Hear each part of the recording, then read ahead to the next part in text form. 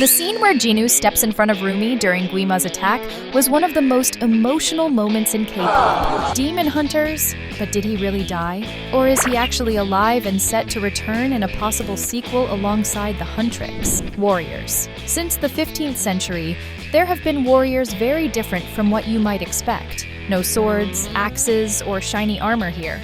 These heroines fight demons with music.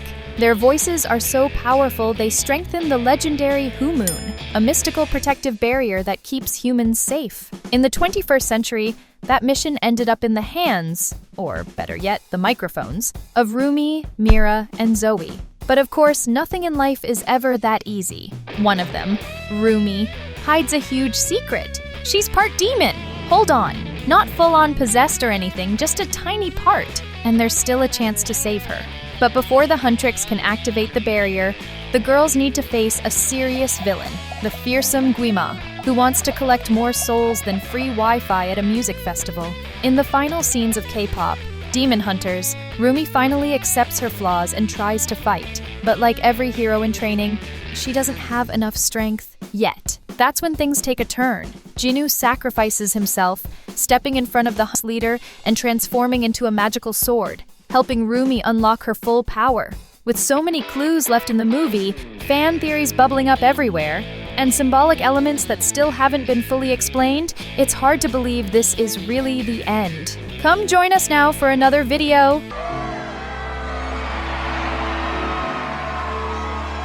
Jinu's backstory. Jinu has a pretty tragic past. He was one of those who sold his soul in exchange for wealth, and that's not all. He had the nerve to betray his own mother and sister. Since then, for over 400 years, he's been hearing their voices calling out to him. The problem? He thought he was doomed to be a demon forever.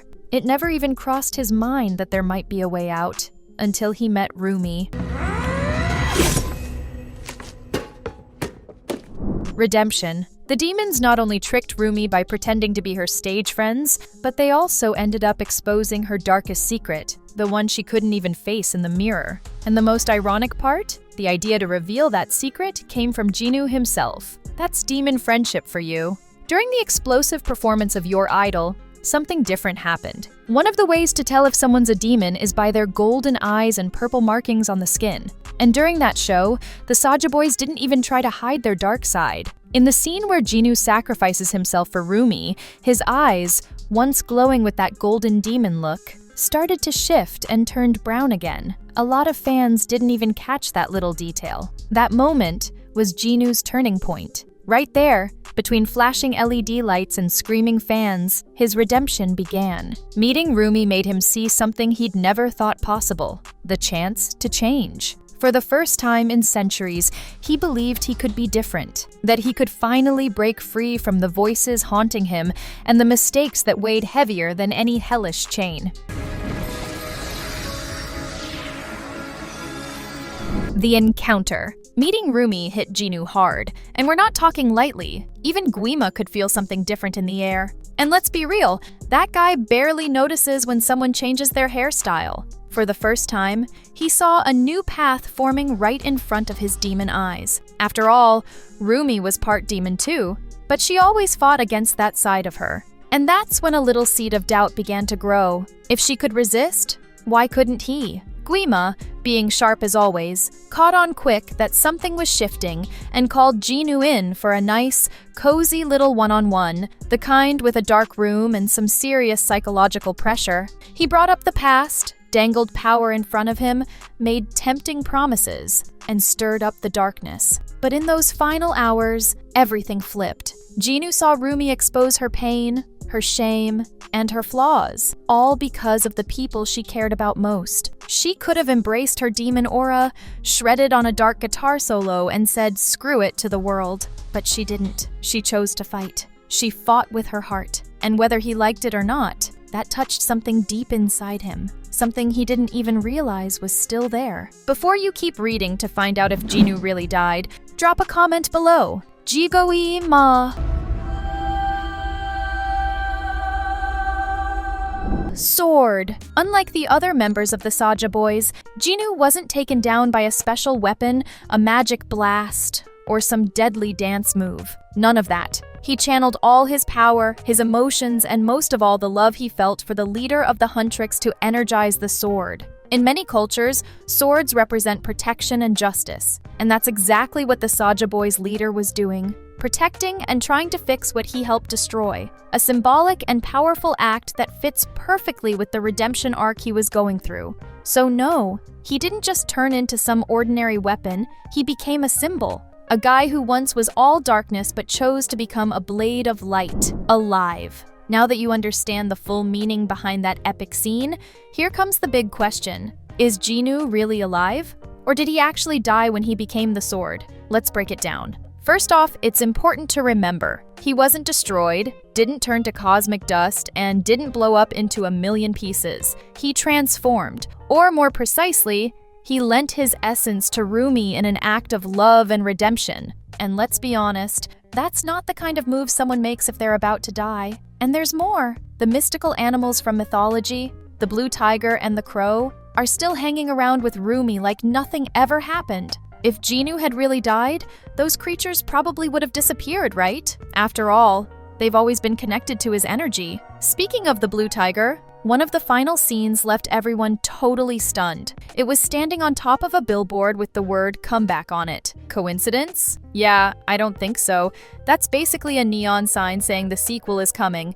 So in the end, Jinu might not be visible, but all signs point to him still being around, waiting, watching, and ready to make a full comeback. Spirit Guide. Now that it's pretty clear the leader of the Saja Boys didn't actually die, the question on every fan's mind is, how could he return in a sequel? One of the most popular, and also one of the most controversial theories, is that he'll become Rumi's spiritual guide. It kind of makes sense, right? He gave her his essence, they formed a deep bond, and now he could pop up during tough times as a mystical voice of wisdom, with great hair. Picture this.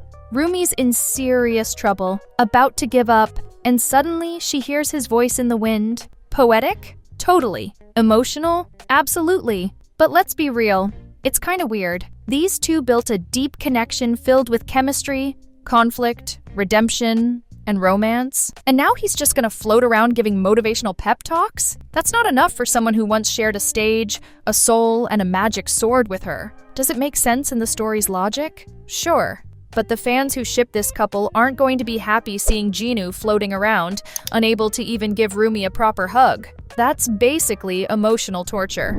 Revival. Now, if you pay close attention to the final scenes of the movie, especially during the epic showdown, there's an interesting detail. The main enemies, like Mystery and Abby, are stylishly defeated. They don't explode or bleed. Instead, they dissolve into this beautiful pink misty dust. Seriously, it's pretty magical. However, we never see that same fate happen to Romantico or Baby. No smoke, no dust, no dramatic finale. They just vanish from the scene. And that was more than enough for the internet to explode with theories. Did they escape? Are they planning a comeback? One of the most interesting ideas is that Romantico and Baby actually survived and are somehow trying to bring Jinu and the other corrupted members back to life. Not out of kindness, of course, but for their own selfish reasons. After all, this whole demon boy band deal gave them fame and power too. But here's the big issue. By reviving their leader, they might also bring back the very dark essence he fought so hard to leave behind. In other words, Jinu returns, but not 100% good. The darkness returns with him. And now he and Rumi will have to deal with a new dilemma. How do you get rid of the darkness without losing yourself all over again? This theory not only explains why those villains disappeared from the final battle, but also sets up the perfect stage for a sequel full of inner struggles, Redemption 2.0, and maybe even a war between corrupted and purified versions of the characters themselves. The movie left a lot of questions hanging, and one of the most intriguing is, did Gimma really die? Because, let's face it, that ending was anything but clear. Even though the Huntrix united against him, his defeat was never shown in a definite way. No explosion, no sparkly dust, no final dramatic scream, just that classic suspicious vanishing, which, in movies like this, is basically a see you later. Now imagine this. Gimma survived and is in hiding, waiting for the perfect moment to strike. And what's his plan? Classic Gimma move, honestly. Bring Jinu back to life as a form of manipulation. He knows how strong the connection is between Jinu and the Huntrix leader. And what could be more twisted than using that bond to gain more power? That's exactly Gimma's style, punishing Jinu for betraying him, but forcing him to keep hearing those voices from the past, torn between light and darkness. A comeback that feels less like redemption and more like an emotional prison. And on top of that, it would set the stage for an epic final battle in the sequel. Rumi would have to face not only Gimma, but also the heartbreak of seeing Jinu possibly corrupted again, and decide whether to fight him or try to save him from himself. So, sure, the villain may not have won in the first movie, but if he comes back, the emotional war is going to hit way harder. The moon. And finally, we've got the most intriguing theory of them all, and maybe the real key to the next movie? The moon. That's right. The moon might have a way bigger role than it first seemed. During the final battle, at the exact moment Jinu jumped in front of Rumi, most people thought that was the peak of his redemption. But what if it wasn't just that? What if that moment was actually when the moon revealed its true power? Purification. Even though it wasn't clearly shown in the movie, we see that after the battle ends, the sun rises and lights up everything after the Huntrix chase away the darkness. Think about it. All the demons started reacting strangely to the moonlight. And Jinu, as he sacrificed himself, might not have just died out of love, he could have been purified, freed from his demonic essence, and reborn in a new form. In other words, he didn't just fade away, he transformed. This theory opens up a fascinating path for the second movie. Jinu comes back, yes, but not as the same person. He returns reborn by the light of the moon,